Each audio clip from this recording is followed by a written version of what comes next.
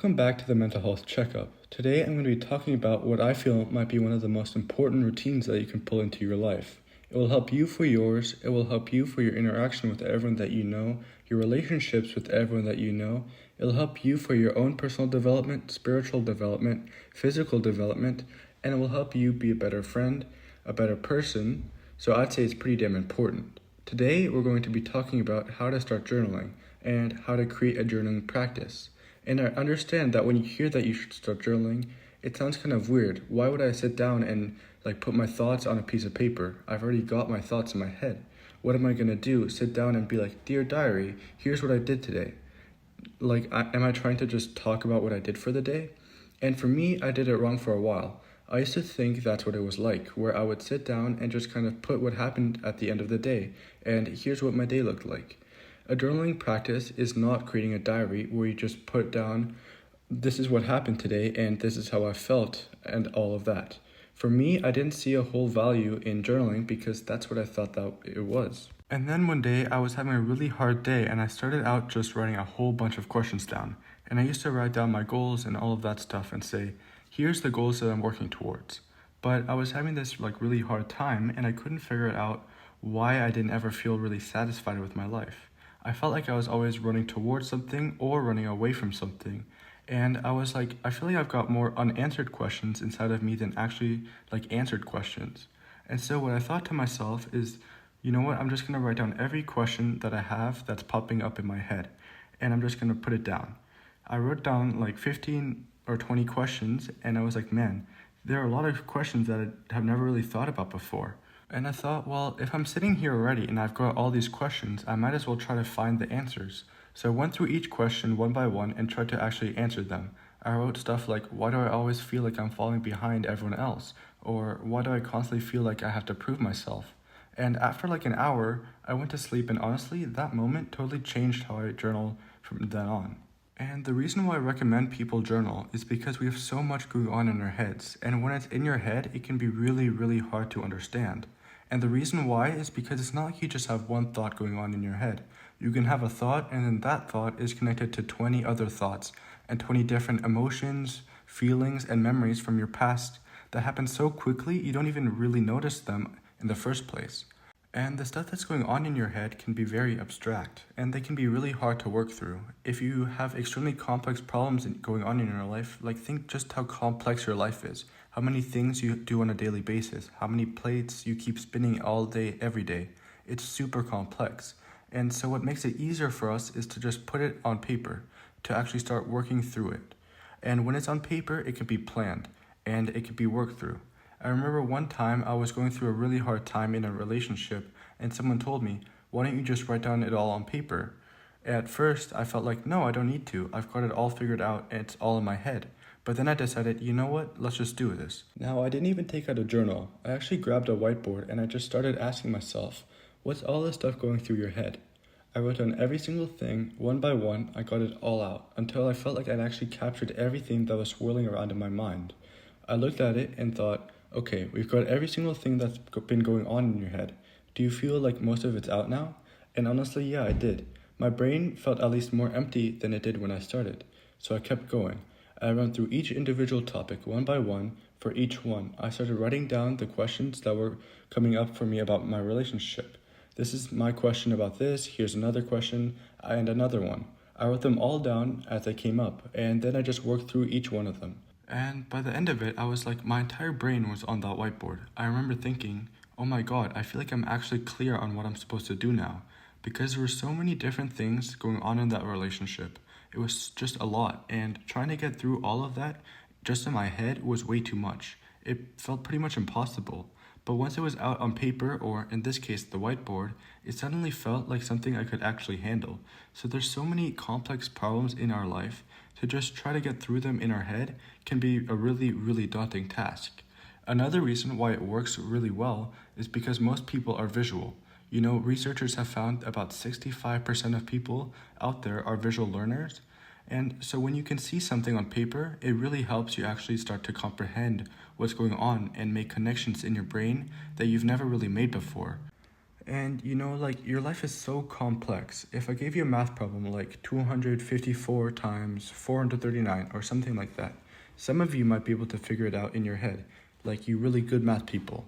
But a lot of you, if I said, hey, figure out this problem and I'll give you $1,000, 254 times 439, and I said, well, here's a pen and paper you can use, would you still try to do it in your head? No, you try to do it on a piece of paper. You'd go to it like old school multiplication and try to figure it out with pen and paper. If you're trying to figure out a math problem with pen and paper, you definitely need to figure out life problems with pen and paper. It's the same thing as when you're trying to figure out stuff with your life and you figure it out stuff with your feelings and you figure out stuff with your emotions. All of these are really complex, and journaling just helps you figure yourself out more. And so I really want to sell you on the fact that journaling is not some BS thing that a bunch of motivational speakers say from stage. It's actually something that can really help you process the complex things that are going on in your life. So let's talk about how to journal, okay? Here's what I recommend when you're trying to learn how to journal. The key here is to be as curious as possible. I want you to act like you don't know yourself. Act like you've never met yourself before, that you're just a therapist who's trying to help a client that you know nothing about. And you go into it, and instead of being judgmental, instead of throwing guilt or shame on top of yourself, more than anything else, you just go into the whole thing with curiosity. And here's what you're gonna do. It's super, super simple. Okay, you're gonna go and ask yourself a question about something that's coming up, and then you answer the question. So, if you wake up feeling happy, just ask yourself, well, why do I feel so happy today? If you wake up and you don't feel happy, what can I do to make myself feel happier today? What would make today a great day? If you notice yourself feeling really anxious, a lot of the times when people are anxious, it's like their computer is super overloaded. Anxiety is one of the moments it's hard to get yourself into, but it's one of the best times to just sit down with pen and paper. So if you're starting to feel the feelings inside of you of anxiety, just sit down with pen and paper and just say, I'm feeling really anxious. What is it that might be making me feel anxious? What am I thinking of that might be making me feel anxious? Am I worried about something? Am I scared? What's making me feel this way? And then one of my favorite questions is, what do I want? And so what I recommend for people is take 10 to 15 minutes every single morning when you have your cup of coffee and just start journaling through what's going on in your life. And you can journal through like, hey, what would make today a great day? Or if you feel really happy, hey, why do I feel so happy? If you feel scared or anxious, why do I feel so scared or anxious? Or if you just wake up and you feel like kind of normal, you can just wake up and just write the question, well, what do I want? And you can make it as open and as vague as you want. And then if you want to, you can actually get really clear if you'd prefer. So like, what do I want would be like, today it might be like, you know what, I want to spend more time with my family today. Okay, what could I do to make that happen? Maybe if you want to get more direct, you could ask yourself like, what do I want in my life? What do I want in my future career? What do I want in my love life? What do I want with my relationship with my friends? What do I want when I'm done with school? And you can get more and more clear. And the key is, ask yourself questions as if you don't know who you are. And then here's a secret to it. And this is what most people actually mess up. Most people usually kind of lily pad. And lily padding is like if you think of a lily pad like a frog jumping from one lily pad to another. What you want to do is not lily pad.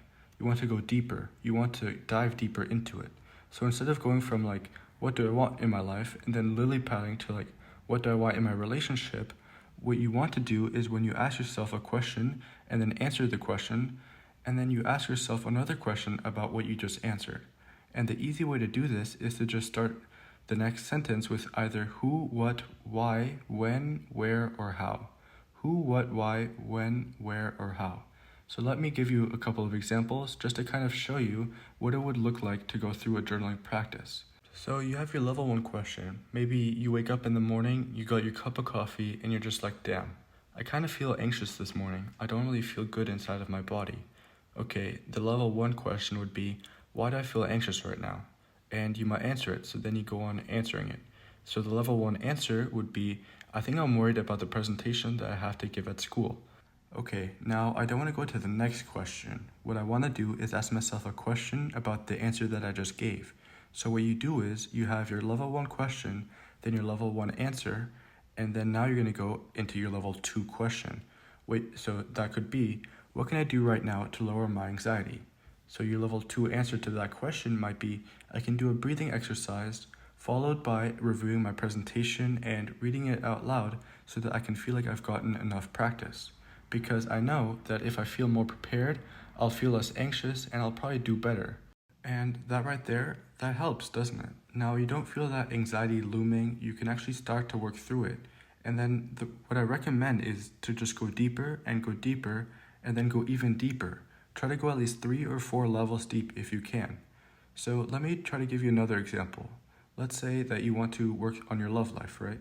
The level 1 question could be, well, what do I even want in my love life? The level 1 answer could be, well, I want my significant other to respect me more. Okay, now don't go to the next topic. Go even deeper into that answer. The level 2 question could be, where do they respect me now, and where do I see them not respecting me the way that I want to be respected? Your level 2 answer could be, he respects me around other people, but I feel like he doesn't respect me when I talk about how stressful school is right now. I don't really feel supported by him. Okay, that's the level 2 question, the level 2 answer. Now the level 3 question could be, what can I do to have him respect me more when I'm feeling stressed about school? And more than anything else, how can I feel that he supports me in my dreams and the things I want to achieve in life? Your level 3 answer could be, the best thing for me to do is to have a conversation with him about how I feel, and that I'm noticing that I don't really feel respected or supported, and I would like him to respect me more. Your level 4 question could be, what would that look like so I can give him exactly what I would look like? Now you've got it. You see how this is? This is very much like a psychoanalyzing session. When you go to a psychoanalyst, they're trained to ask questions and give as few statements as possible. You can do this every day for free. Now, I'm not saying don't go to therapy. I actually think most people should go to therapy at some point in time in their life. But you can kind of work on your own self, and you can start to become more self-aware as you do this. And so you can sit down, you could ask yourself some amazing questions. What are the fears that are holding me back from this life that I want? What are the habits that are holding me back from the life that I want? What are my limiting beliefs that are holding me back from the life that I want? What is my identity of the life that I view myself? And you start going through and going deeper, and you really start to understand yourself more. And this works really well if you just put all your thoughts, when you notice your body shifting, you put all of your thoughts on a piece of paper. Question, answer, question, then another answer. Now, another thing about journaling, and I know that it's happening because I hear so many people say this, well, what if somebody finds it? What if my parent or maybe my friend finds it? Just hide it. Hide it if you want to. Or, you could try to be open and vulnerable. If you're in a relationship, for example, maybe try to tell them that you have a journal, but that you don't want them to look into it. It's all about creating healthy boundaries and mutual trust. And if you really want to, if you're really worried because you're putting some stuff down, like, oh my God, I really want to get out of this relationship. How do I get out of this relationship? You can put all of your thoughts down on a pen and paper and then rip up every single journal entry if it makes you feel better. But if you're not able to be honest with yourself on pen and paper, you're not honest with the people around you or the world. You're just not. That is the most honest that you can be. If you write it on a pen and paper and then rip it up or burn it whenever you're done. Just don't not go deep with yourself. That's the thing that I really want to get across with everybody on here. This is the moment where you can really start to put your deep thoughts, your deep feelings on a piece of paper. And to think like, well, I'm not going to be going as deep because I'm afraid that my parents are going to find it, or I'm not going to go as deep because I'm afraid that my mom's going to find it.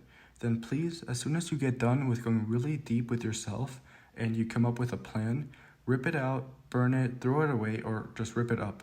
Whatever it is that you need to do. But put your heart and soul onto that piece of paper and you'll really start to become more self-aware. Now, another thing that a lot of people then go is, well, how often should I journal? And this varies from person to person, but I recommend that you journal, if this really sounds something like you want to try out, every morning or evening for about 10 to 15 minutes for the next week, and just see what happens. And just go and ask yourself, 2 to 3 questions for the day. It could be anything like, hey, what can I do today to feel like I have as much energy as possible? You can go through that and maybe say, hey, I'm feeling kind of sad today and I don't know why. What do I think might be going on there? And then you actually just start to figure out more about yourself. And I promise you this, I hear it over and over again. I thought I knew myself until I started journaling sessions. And then I recommend that you end every single one of your journaling sessions in the morning or evening with one question. One simple question, one fun question, and the question is, what can I do to make today amazing? And then what you do is you actually ask yourself, well, what can I do to make today an amazing day? And then whatever's on that piece of paper, do your best to get it done. Maybe it's like, you know what, I really want to bake a cake today. I haven't baked in a while. Bake that damn cake, please. Maybe one of them is like, I really want to work out today. Okay, well then find a way to finish all your homework efficiently so you actually have time to go and work out. Maybe another one is, you know what, I really want to get a good grade on this next exam. Okay, well then do what you need to do to get a better grade. And if you do this, then you'll notice you have all these little tiny moments that you've been wanting in your day. And you start to actually plan out how to make today an amazing day as well. So please try it out. I'm going to challenge you 7 days starting today. While you're drinking your coffee in the morning or about to go to sleep in the evening, make some space for it. And I promise you, you'll learn so much more about yourself. So that's what I got for you today in today's episode. If you love this episode, please do me a favor and follow the podcast and also give it a rating so you don't miss any future episodes. Thank you for tuning in. I'll talk to you soon.